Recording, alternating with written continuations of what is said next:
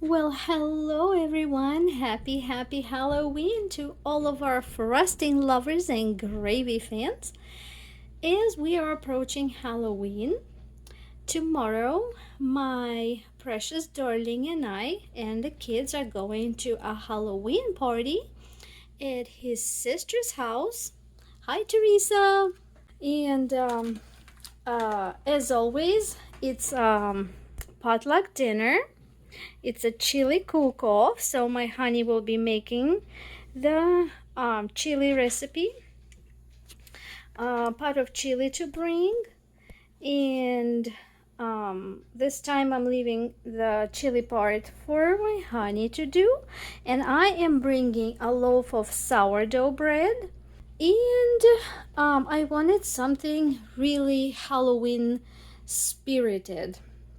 I suddenly remembered that last year at Walmart, my honey and I were shopping for Halloween clearance and we stumbled upon this awesome Halloween spirited loaf pan. And it's apple cinnamon flavor. And it came with this super cutesy pan and also the dry mix and instructions how to make an apple cinnamon loaf. But I have two of these pans. Thank you, my love. I have two of these pans, and I decided that on one of these pans I will go ahead and follow the directions on the box and use the dry mix that came with it.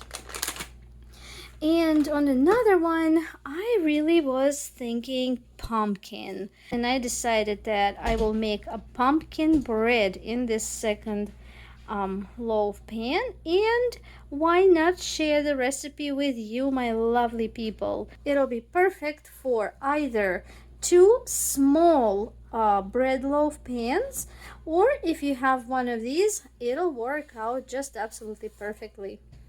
So we're beginning with one cracked egg,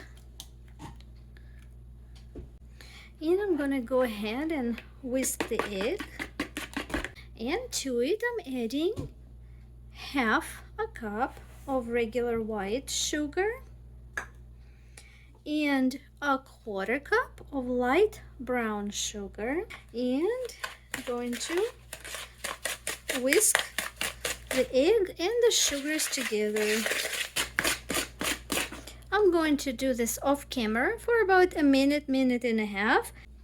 To the egg and sugar, I am adding a quarter cup of vegetable oil, 1 teaspoon vanilla extract, and stirring everything to combine.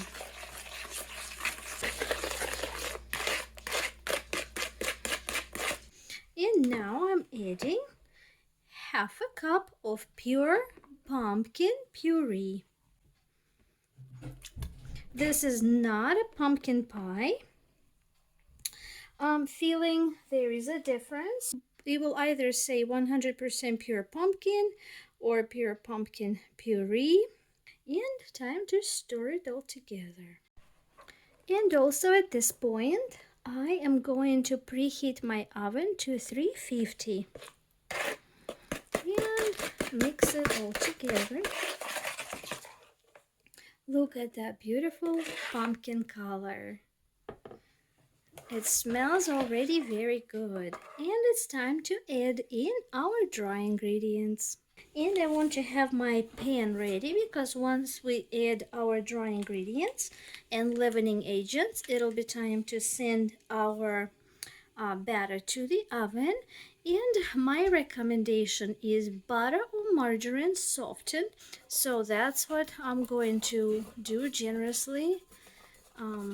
Butter up my pan, and now let's add to our batter 1 teaspoon of pumpkin pie spice, 3/4 of a cup of flour, needs to be sifted in. Remember, whenever we're making cakes, we need to sift the flour to ensure absolute fluffiness. And going to give it a stir.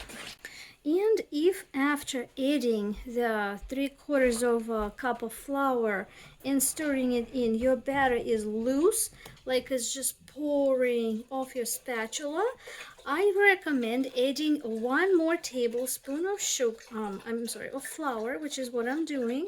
1 extra tablespoon of flour will solve this batter that's too liquidy, too runny issue. And now let's add our leavening ingredients. 1/2 teaspoon of baking powder, 1/8 of a teaspoon of baking soda, and 1/4 teaspoon of salt. At this point, we need to stir very quick. There's no long beating because it's very important not to overmix the batter. We don't want to overdevelop the gluten because we don't want to end up with a tough cake. Time to pour it in our loaf pan and bake it.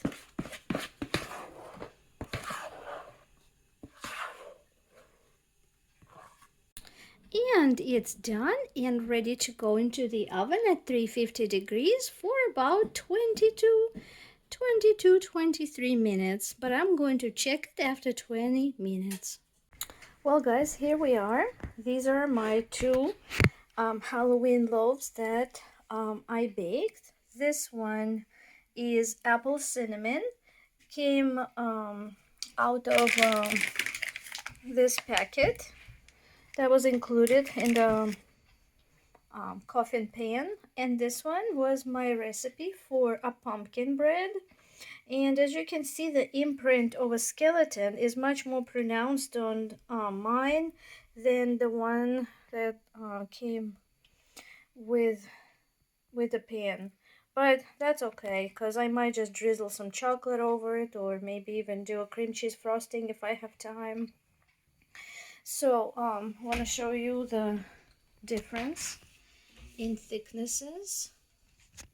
They are the same from the store-bought packet to make the bread or my recipe. And essentially, guys, the pumpkin recipe that I shared with you will make a perfect dessert for 2 in regular standard brownie pan. So you don't have to have this fancy Halloween shaped or anything like that. Thank you guys for your likes. If you enjoy this channel, please consider subscribing. And tell me in the comments if you've made the pumpkin bread for 2 and how yours came out, and if you guys, your family, you enjoyed it. And thank you for being with me, and I'll see you in the next video. But for today, I hope you enjoyed.